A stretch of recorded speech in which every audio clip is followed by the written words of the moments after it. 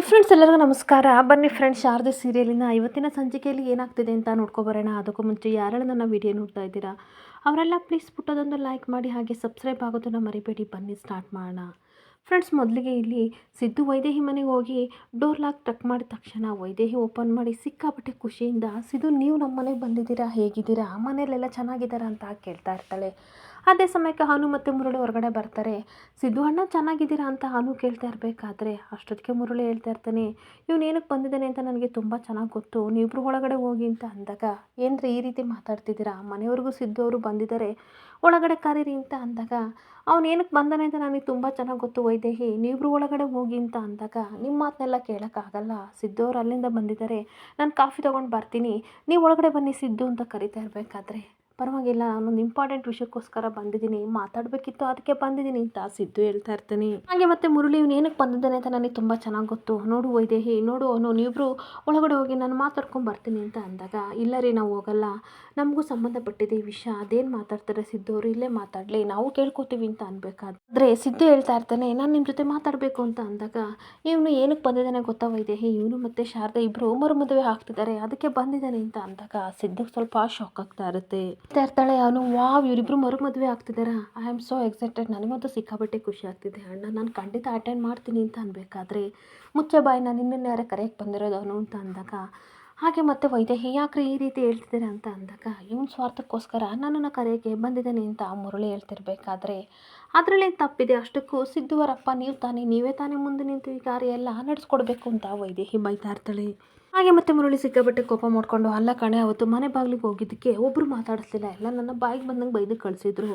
ಇವತ್ತು ಇವನಿಗೆ ಅವಶ್ಯಕತೆ ಇರೋಕ್ಕೋಸ್ಕರ ನಾನು ಅಲ್ಲಲ್ಲೇ ಅಂತ ಖುಷಿಯಿಂದ ಹೋಗ್ಬೇಕಾ, ನಾನು ಹೋಗಲ್ಲ ಅಂತ ಅಂದಾಗ, ನಾನಿಲ್ಲಿ ಬಂದಿದ್ದೀನಿ ನಮ್ಮ ಹತ್ರಕ್ಕೆ, ನೀವೆಲ್ಲ ಮಾಡಿರೋ ತಪ್ಪನ್ನೆಲ್ಲ ನಾನು ಕ್ಷಮಿಸ್ತೀನಿ, ಹಾಗೆ ಎಲ್ಲ ಮರೆತು ಬಂದಿದ್ದೀನಿ ಅಂತ ಅರ್ಥ ಅಲ್ಲ ಅಂತ ಸಿದ್ದು ಹೇಳ್ತಾ ಇರ್ತಾನೆ. ಹಾಗೆ ಅಮ್ಮ ಇಲ್ಲಿ ಕರೆಯಕ್ಕೆ ಬರೋದು ನನಗೆ ಇಷ್ಟ ಇರಲಿಲ್ಲ, ಅಮ್ಮಗೋಸ್ಕರ ನಾನು ಇಲ್ಲಿ ಬಂದಿದ್ದೀನಿ, ಸಂಪ್ರದಾಯನ ಕಾರ್ಯಕ್ಕೆ ಒಂದೇ ಒಂದಕ್ಕೋಸ್ಕರ ನಿಮ್ಮನ್ನು ಕರೆಯಕ್ಕೆ ಬಂದಿದ್ದೀನಿ ಅಂತ ಅನ್ಬೇಕಾದ್ರೆ, ನೋಡ್ದ ವೈದೇಹಿ, ನೋಡ್ದ ಇದು ಕರೆಯೋ ರೀತಿನ ಎಷ್ಟು ದಿಮಾಕಿಂದ ಕರಿತಿದ್ದಾನೆ ಅಂತ ಅನ್ಬೇಕಾದ್ರೆ ವೈದೇಹಿ ಕೋಪ ಮಾಡಿಕೊಂಡು, ನೋಡ್ರಿ ನಾನು ಯಾವತ್ತಿದ್ರೂ ಸಿದ್ದು ಪರನೇ ನಿಂತ್ಕೊಳ್ಳೋದು, ಅವ್ರು ಕರೆಯಕ್ಕೆ ಬಂದಿದ್ದಾರೆ ಅಂತ ಅಂದಮೇಲೆ ನಿಮ್ಮ ಕರ್ತವ್ಯನ ನೀವು ಮಾಡಿ, ಇಷ್ಟು ವರ್ಷದಿಂದ ನೀವು ಯಾವ ಕರ್ತವ್ಯನೂ ಸರಿಯಾಗಿ ಮಾಡಿಲ್ಲ, ಮುಂದೆ ನಿಂತು ಅಪ್ಪನಾಗಿ ಏನೇ ಶಾಸ್ತ್ರ ಇದೆ ಅದನ್ನೆಲ್ಲ ಮಾಡ್ಕೊಂಡು ಬನ್ನಿ ಅಂತ ವೈದೇಹಿ ಹೇಳ್ತಾ ಇರ್ತಾಳೆ. ಹಾಗೆ ಅವನು ಸಹ, ನಾನಂತ ಅಪ್ಪನ ಪ್ರೀತಿನ ಇಷ್ಟು ವರ್ಷದಿಂದ ನೋಡಿಲ್ಲ, ಇವಾಗಾದರೂ ನಿಮ್ಮ ರೆಸ್ಪಾನ್ಸಿಬಿಲಿಟಿ ಏನಿದೆ ಅದನ್ನೆಲ್ಲ ಸರಿಯಾಗಿ ಮಾಡಿ ಅಪ್ಪ ಅಂತ ಹೇಳ್ತಿರ್ಬೇಕಾದ್ರೆ, ನೋಡು ಅವನು, ನೀನು ವಯಸ್ಸಿಗೆ ಮೀರಿದ ಮಾತಾಡ್ತಿದ್ದೀಯಾ, ಸರಿಯಾಗಿ ಮಾತಾಡೋ ಅಂತ ಅಂದಾಗ, ಅಷ್ಟಕ್ಕೂ ಅವಳೇನು ಮಾತಾಡ್ತಿದ್ದಾಳೆ, ಕರೆಕ್ಟ್ ತಾನೇ ಮಾತಾಡ್ತಿರೋದು ಅಂತ ವೈದೇಹಿ ವಾದ ಮಾಡ್ತಾ ಇರ್ತಾಳೆ. ಹಾಗೆ ವೈದೇಹಿ, ಇವಾಗಲಾದ್ರೆ ನೀವು ಹೋಗ್ಬೇಕು ಅಂತ ಅಂದಾಗ, ಬಾಯಿ ಮುಚ್ಕೊಂಡು ನಿಂತ್ಕೋತೀಯಾ, ಇವನೇನಾದರೂ ಆ ಜ್ಯೋತಿಕನ ಮದುವೆ ಆಗಿದ್ರೆ ನಾನೇ ಖುಷಿಯಾಗಿ ಹೋಗಿ ಎಲ್ಲ ಶಾಸ್ತ್ರನೂ ಮಾಡ್ಕೊಂಡು ಬರ್ತಾ ಇದ್ದೆ, ಆದರೆ ಇವನು ಮದುವೆ ಆಗಿರೋದು ಆ ಶಾರದನ,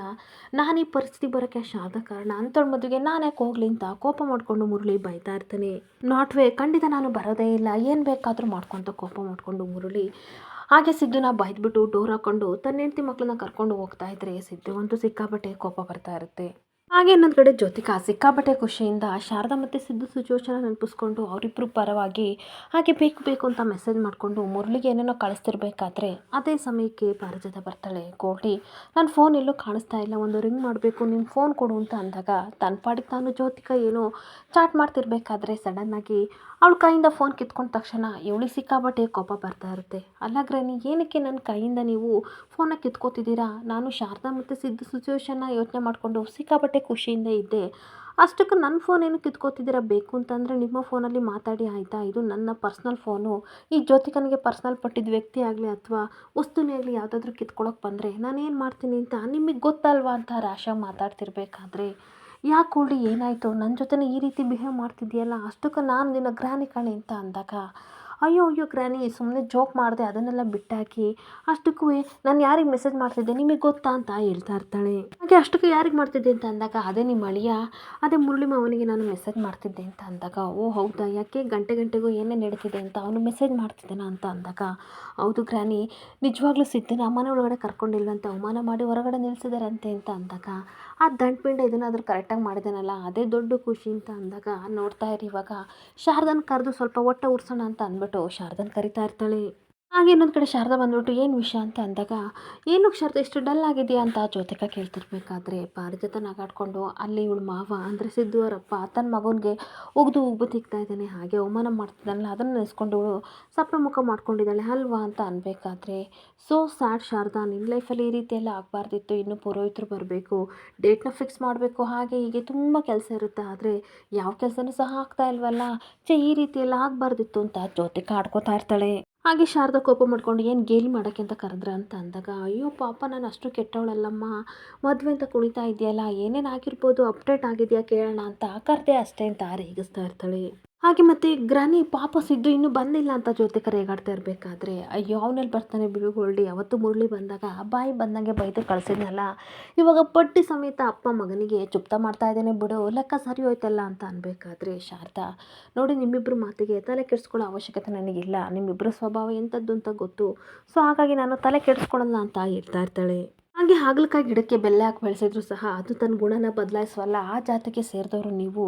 ಸಿದ್ದು ಸರ್ಗೆ ಎಲ್ಲ ಅವಮಾನ ಆಗ್ತಿದೆ ಅಂತ ನನಗೆ ತುಂಬ ಚೆನ್ನಾಗಿ ಗೊತ್ತು, ಆದರೆ ಹೆಂಡತಿಗೋಸ್ಕರ ಅವಮಾನ ಆದರೂ ಪರವಾಗಿಲ್ಲ ಅಂತ ಹೋಗಿದ್ದಾರಲ್ಲ, ಅದು ಅವರು ದೊಡ್ಡ ಗುಣ ಅಂತ ಶಾರದಾ ಹೇಳ್ತಾ ಇರ್ತಾಳೆ. ಹಾಗೆ ಇಂಥ ಗಂಡ ಸಿಗೋಕ್ಕೆ ನಾನು ಪುಣ್ಯ ಮಾಡಿರಬೇಕು, ನಿಮ್ಮ ಹೊಟ್ಟೆಗೆ ಬೆಂಕಿ ಬಿದ್ದಿದೆ ಅಂತ ಅನ್ಸುತ್ತೆ, ಅದಕ್ಕೆ ಏನು ಮಾತಾಡೋಕ್ಕೆ ರೀಸನ್ ಇಲ್ವಲ್ಲ, ಅದಕ್ಕೆ ಇದನ್ನು ಹುಡ್ಕೊಂಡು ಬಂದಿದ್ದೀರಾ ಅಂತ ಅಂದಾಗ ಜ್ಯೋತಿಕಾ ಕೋಪ ಮಾಡಿಕೊಂಡು, ಇಷ್ಟೆಲ್ಲ ಆದರೂ ಎಷ್ಟು ಕೊಬ್ಬು ತೋರಿಸ್ತೀಯ ಅಂತ ಬೈತಿರ್ಬೇಕಾದ್ರೆ, ಮುಚ್ಚು ಬಾ ಜ್ಯೋತಿಕಾ ಅಂತ ಕೂಗಾಡ್ತಾ ಇರ್ತಾಳೆ. ಜಾಸ್ತಿ ಕಿರ್ಚಾಡ್ಬೇಡ, ನಿನ್ನ ಆಟ ನನ್ನ ಹತ್ರ ನಡೆಯಲ್ಲ, ನೀನು ನನ್ನ ಕಿರಿಕಿರಿ ಮಾಡೋಕ್ಕೆ ಅಂತ ಇಲ್ಲಿ ಕರೆದಿದ್ರೆ ಖಂಡಿತ ನಾನು ಬರಲ್ಲ, ನನ್ನ ಮನಸ್ಸು ಬೇರೆ ಏನೋ ಯೋಚನೆ ಮಾಡ್ತಿದ್ದೆ, ಇವಾಗ ಸದ್ಯಕ್ಕೆ ನನ್ನ ಗಂಡನ ಬಗ್ಗೆ ಯೋಚನೆ ಮಾಡ್ತಿದ್ದೆ, ನೀನು ಕಿರಿಕಿರಿ ಮಾಡೋದೇ ಆದರೆ ಈ ಆಟಕ್ಕೆ ನಾನು ಬರಲ್ಲ, ಅರ್ಥ ಆಯ್ತಾ ಅಂತ ಶಾರದಾ ಬೈತಾ ಇರ್ತಾಳೆ. ಹಾಗೆ ಬೈಕೊಂಡು ಶಾರದಾ ಹೋಗ್ತಾ ಇದ್ರೆ, ಕೊಬ್ಬು ನೋಡು ಗ್ರಾನಿ ಎಷ್ಟಿದೆ ಕೊಬ್ಬು ಇವಳಿಗೆ, ಇಳಿಯುತ್ತೆ, ಮದುವೆ ಹೇಗಿದ್ರು ಆಗಲ್ವಲ್ಲ, ಇವಾಗ ಇವಳು ಕೊಬ್ಬೆಲ್ಲ ಕರಗುತ್ತೆ ಅಂತ ಜ್ಯೋತಿಕಾ ಬೈತಾ ಇದ್ರೆ, ತಾನು ಪಾಡಿಗೆ ತಾನು ಶಾರದಾ ಹೋಗ್ತಾ ಇರ್ತಾಳೆ. ಅಯ್ಯೋ ದೇವ್ರೆ, ಮಾವಲ್ಲಿ ಎಷ್ಟು ಅವಮಾನ ಎದುರಿಸ್ತಿದ್ರು ನನಗಂತೂ ಗೊತ್ತಿಲ್ಲ, ದಯವಿಟ್ಟು ಅವರಿಗೆ ಬೇಜಾರಾಗ್ದಂಗೆ ನೀನೇ ಕಾಪಾಡು ದೇವ್ರೆ ಅಂತ ದೇವ್ರನ್ನ ಪ್ರಾರ್ಥನೆ ಮಾಡ್ಕೊತಾ ಇರ್ತಾಳೆ. ಹಾಗೇನೊಂದು ಕಡೆ ಸಿದ್ದು ಸಿಕ್ಕಾಬಟ್ಟೆ ಬೇಜಾರಿಂದ ವೈದೇಹಿ ಮನೆ ಹೊರಗಡೆ ಕೂತಿರ್ಬೇಕಾದ್ರೆ ಮುರಳಿ ಮಾತ್ರ ಸಿಕ್ಕಾಬಟ್ಟೆ ಖುಷಿಯಿಂದ ಊಟ ಮಾಡ್ತಾ ಇರ್ತಾನೆ. ಹಾಗೆ ಊಟ ಮಾಡ್ತಿರ್ಬೇಕಾದ್ರೆ ವೈದೇಹಿ ಸಾರು ಹಾಕಿ ಅಂತ ಅಂದರೆ ಸಿದ್ದು ಬಗ್ಗೆ ಇವಳು ಯೋಚನೆ ಮಾಡ್ತಾ ಇರ್ತಾಳೆ. ನಿನ್ನ ಕೂಗ್ತಾ ಇರೋದು ಕೇಳಿಸ್ತಾ ಇಲ್ವಾ, ಸಾಂಬಾರು ಹಾಕಿ ಅಂತ ಅನ್ಬೇಕಾದ್ರೆ ಉಪ್ಪನ್ನ ಸುರಿತಿರ್ಬೇಕಾದ್ರೆ, ನಿನ್ನ ತಲೆಗೆಲ್ಲ ಕೆಟ್ಟಿದ್ದೇನೆ, ನಿನ್ನ ಮೈಂಡ್ ಎಲ್ಲಿದೆ, ಒಂದೇ ಸಲ ಉಪ್ಪು ಹಾಕ್ಬಿಟ್ಟು ಮೇಲೆ ಕಳ್ಸೋಕೆ ಏನಾದ್ರು ಪ್ಲ್ಯಾನ್ ಮಾಡಿದ್ಯಾ, ನನಗೆ ಮೊದಲೇ BP ಇದೆ ಅಂತ ಬೈತಿರ್ಬೇಕಾದ್ರೆ, ರೀ ಪ್ಲೀಸ್ ಪಾಪ ಸಿದ್ದೋರು ಹೊರಗಡೆ ಇದ್ದಾರೆ, ದಯವಿಟ್ಟು ಕರೀರಿ, ಊಟಕ್ಕೆ ಟೈಮ್ ಆಗಿದೆ, ಸ್ವಲ್ಪ ಊಟ ಮಾಡಲಿ ಅಂತ ಅಂದಾಗ, ಇದೆಲ್ಲ ನಾಟಕ ಕಣೆ, ಇಂಥ ನಾಟಕನ ನಾನು ಎಷ್ಟು ನೋಡಿದ್ದೀನಿ, ಸುಮ್ಮನೆ ನೀನು ಊಟ ಮಾಡು ಅಂತ ಬೈತಾ ಇರ್ತಾನೆ. ಹಾಗೆ ಅವನು ಯೋಚನೆ ಮಾಡ್ತಿರ್ಬೇಕಾದ್ರೆ, ಯಾಕೆ ಅವನು ಸುಮ್ಮನೆ ಕೂತಿದ್ಯಾ ಊಟ ಮಾಡು ಅಂತ ಅಂದಾಗ, ಪಾಪ ಅಲ್ಲೇ ಅಣ್ಣ ಹಸ್ಕೊಂಡಿರ್ಬೇಕಾದ್ರೆ ನನಗೆ ಹೊಟ್ಟೆ ತುಂಬುತ್ತೆ ಅಂತ ಅಂದಾಗ, ನೀನು ಯಾಕೆ ಇತ್ತೀಚೆಗೆ ಈ ರೀತಿ ಹಾಡ್ತಾ ಇದೆಯಾ, ಅಲ್ಲ ಕಣೆ ಅವನೇ ನೀನು ಒಡ ಹುಟ್ಟಿದ ಅಣ್ಣನ ಅನ್ಬೇಕಾದ್ರೆ ವಾಟ್ ಎವರ್ ಏನು ಬೇಕಾದರೂ ಆಗಲಿ, ಅಣ್ಣ ಮತ್ತು ಶಾರದಾ ತುಂಬ ಒಳ್ಳೆಯರಂತ ನನಗೆ ತುಂಬ ಚೆನ್ನಾಗಿ ಗೊತ್ತು, ಅವ್ರಿಗೆ ಹೊರಟಾದರೆ ನನಗೆ ಸಿಕ್ಕಾಬಟ್ಟೆ ಸಂಕಟ ಆಗುತ್ತೆ ಅಂತ ಅವನು ಹೇಳ್ತಾ ಇರ್ತಾಳೆ. ಹಾಗೆ ಇಷ್ಟೆಲ್ಲ ಹಠ ಮಾಡಿ ಕೋಪ ಸಾಧಿಸೋದ್ರಿಂದ ಇದರಲ್ಲಿ ಏನು ಸಿಗುತ್ತೆ ನಿಮಗೆ, ಅಪ್ಪ ಪ್ಲೀಸ್ ಅರ್ಥ ಮಾಡ್ಕೊಳ್ಳಿ ಅಂತ ಅಂದಾಗ, ತುಂಬ ಅತಿ ಆಯಿತು ಅಂತ ಬೈತಾ ಇರ್ತಾನೆ. ಅವಳದೆಲ್ಲ ಅತಿ ಆಗಿದ್ದು ನಿಮ್ಮದು, ನೀವು ಮಾಡ್ತಾ ಇರೋದೆಲ್ಲ ತಪ್ಪು, ಅರ್ಥ ಮಾಡ್ಕೊಳ್ರಿ,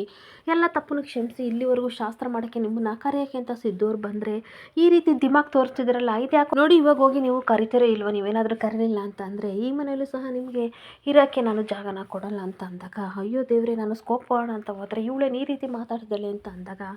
ಯಾಕೆ ವೈದೇಹಿ ಗಂಡನ ಜೊತೆ ಈ ರೀತಿ ಮಾತಾಡ್ತಿದ್ಯಾ ಅಂತ ಬೈತಾ ಇರ್ತಾನೆ. ಇನ್ನೇನ್ರಿ ಮತ್ತೆ ಮಾಡಿರೋದೆಲ್ಲ ತಪ್ಪು, ನನಗಂತೂ ಸಿಕ್ಕಾಬಟ್ಟೆ ಪಶ್ಚಾತ್ತಾಪ ಕಾಡ್ತಾ ಇದೆ, ಅವರಿಗೆ ನಾವು ದೊಡ್ಡ ಅನ್ಯಾಯ ಮಾಡಿದ್ದೀವಿ, ಅದನ್ನು ತಿದ್ಕೊಳ್ಳೋಕೊಂದು ಅವಕಾಶ ಸಿಕ್ಕಿದೆ, ಅದನ್ನು ಸರಿ ಮಾಡ್ಕೊಳ್ಳೋದು ಬಿಟ್ಟು ಈ ರೀತಿ ಎಲ್ಲ ಮಾತಾಡ್ತಿದ್ದೀರಾ ಅಂತ ಬೈತಿರ್ಬೇಕಾದ್ರೆ, ಸರಿ ಆಯಿತು ಬಿಡಿ ಅಂತ ಸುಮ್ಮನೆ ಕೂತಿರ್ತಾನೆ. ಅಪ್ಪ ನಿಮ್ಮ ಆಟ ಹೆಚ್ಚಾದರೆ ನನಗೆ ನಮ್ಮ ಆಟ ಹೆಚ್ಚು, ನೀವೇನಾದರೂ ಇವಾಗ ಹೋಗಿ ಹಣ್ಣನ್ನು ಕರೀಲಿಲ್ಲ ಅಂತ ಅಂದರೆ ನಾನೇನು ಊಟನೇ ಮಾಡಲ್ಲ ಅಂತ ಅವನು ಆಟ ಮಾಡ್ಕೊಂಡು ಕೂತಿರ್ಬೇಕಾದ್ರೆ, ಸರಿ ಆಯಿತು ಬಿಡಿ ಮಾತಾಡ್ತೀನಿ ಅಂತ ಹೊರಗಡೆ ಬರ್ತಾ ಇರ್ತಾನೆ. ಹಾಗೆ ಸಿದ್ದನ್ನ ನೋಡಿದ ತಕ್ಷಣ, ಏನು ಮಾಡಬೇಕು ಏನಕ್ಕೆ ಅಂತ ಇಲ್ಲಿ ಬಂದಿದ್ದೀಯಾ, ನಿನಗೆ ಹೇಳೋದು ಅರ್ಥ ಆಗಲ್ವಾ, ಆಲ್ರೆಡಿ ನಾನು ಮೊದಲನೇ ಹೆಂಡತಿ ದೃಷ್ಟಿಲಿ ಕೆಟ್ಟವನಾಗಿದ್ದೀನಿ, ಮತ್ತು ವೈದೇಹಿ ದೃಷ್ಟಿಲಿ ಕೆಟ್ಟವನಾಗೋ ರೀತಿ ಮಾಡಬೇಡ, ದಯವಿಟ್ಟು ಅರ್ಥ ಮಾಡ್ಕೋ, ಅಷ್ಟಕ್ಕೂ ನೀನು ಏನಕ್ಕೆ ಬಂದಿದ್ದೀಯಾ, ಆ ಕೆಲಸನ ನಾನು ಮಾಡೋಕ್ಕೆ ರೆಡಿ ಇಲ್ಲ, ಇಲ್ಲಿಂದ ಹೊರಟೋಗು, ಮಾನ ಮರ್ಯಾದೆ ಅಂತ ಇದ್ದರೆ ಸ್ವಲ್ಪನಾದರೂ ಇಲ್ಲಿಂದ ನೀನು ಹೊರಟೋಗು ಅಂತ ಹೇಳಿ ಮುರಳಿ ಮತ್ತೆ ಡೋರ್ ಹಾಕೊಂಡು ಹೋಗ್ತಿದ್ರೆ, ಸಿದ್ದು ಏನು ಮಾತಾಡದೆ ಸೈಲೆಂಟಾಗಿ ನಿಂತ್ಕೊಬಿಡ್ತಾನೆ. ಹಾಗೆ ಇನ್ನೊಂದು ಕಡೆ ಶಾರದಾ ಮುರಳಿ ಅವರು ಅವಮಾನ ಮಾಡಿದಾರಲ್ಲ, ಏನು ಮಾಡೋದು, ಅಲ್ಲಿ ಏನಾಗ್ತಿದೆ ಅಂತ ಒಂದು ಗೊತ್ತಿಲ್ವಲ್ಲ, ಮಾವ ಇನ್ನೂ ಬಂದಿಲ್ಲ ಅಂತ ಯೋಚನೆ ಮಾಡ್ತಿರ್ಬೇಕಾದ್ರೆ ಬೇಕು ಅಂತ ಅವಳು ಹೊಟ್ಟೆ ಉರ್ಸೋಕ್ಕೋಸ್ಕರ ಜ್ಯೋತಿಕಾ ಪಾರಿಜಾತ ಹೊರಗಡೆ ಬರ್ತಾರೆ. ಯಾಕೋ ಗ್ರಾನಿ ಇಷ್ಟೊಂಥರ ಟೆನ್ಷನಲ್ಲಿ ಇದೆಯಾ ಅಂತ ಅನ್ಬೇಕಾದ್ರೆ, ಏನು ಮಾಡೋದು ಗೋಲ್ಡಿ, ಮುರಳಿ ಸರಿಯಾಗಿ ಕೈ ಕೊಟ್ಟಿದ್ದಾನಲ್ಲ ಅದಕ್ಕೆ ಟೆನ್ಷನ್ ಆಗ್ತಿದೆ ಅಂತ ರೇಗಿಸ್ತಾ ಇದ್ರೆ ಇವಳಿಗಂತೂ ಸಿಕ್ಕಾಬಟ್ಟೆ ಕೋಪ ಬರ್ತಾ ಇರುತ್ತೆ. ಹಾಗೆ ಮತ್ತೆ ಪಾರಿಜಾತ ಹೇಳ್ತಾ ಇರ್ತಾಳೆ, ಅವತ್ತು ಮನೆಗೆ ಬಂದಿದ್ದ ಮುರಳಿನ ಕಾಲು ಕಸವಾಗಿ ನೋಡಿ ಕಳಿಸಿದ್ರು, ಇವಾಗ ನೀನೇ ರಾಜ ಬಾರಪ್ಪನ ಮನೆಗೆ ಅಂದರೆ ಬಂದ್ಬಿಡ್ತಾನ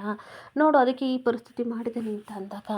ಆದರೂ ಯಾಕೋ ಗ್ರಾನಿ ಈ ಶಾರದನ ಮುಖ ನೋಡಿದ್ರೆ ಅಯ್ಯೋ ಪಾಪ ಅಂತ ಅನ್ನಿಸ್ತಿದೆ ಅಂತ ಅಂದ್ಬಿಟ್ಟು, ನಮ್ಮಿಬ್ಬರಿಗೂ 2 ಕಪ್ ಕಾಫಿ ತಗೊಬರ್ತೀಯ ಶಾರದಾ ಅಂತ ಜ್ಯೋತಿಕಾ ಕೇಳ್ತಾ ಇರ್ತಾಳೆ. ಹಾಗೆ ಶಾರದಾ ಯೋಚನೆ ಮಾಡ್ಕೊಂಡು ನಿಂತಿರ್ಬೇಕಾದ್ರೆ, ಓ ಏನು ಈ ಮನೆ ಕೆಲಸದೊಳಗೆ ನೀನು ಬಂದಿರೋದು, ಅದೇನೋ ಲೊಚ ಲೊಚ ಅಂತ ಒಬ್ಬಳೆ ಮಾತಾಡ್ತಾ ಇದೆಯಲ್ಲ,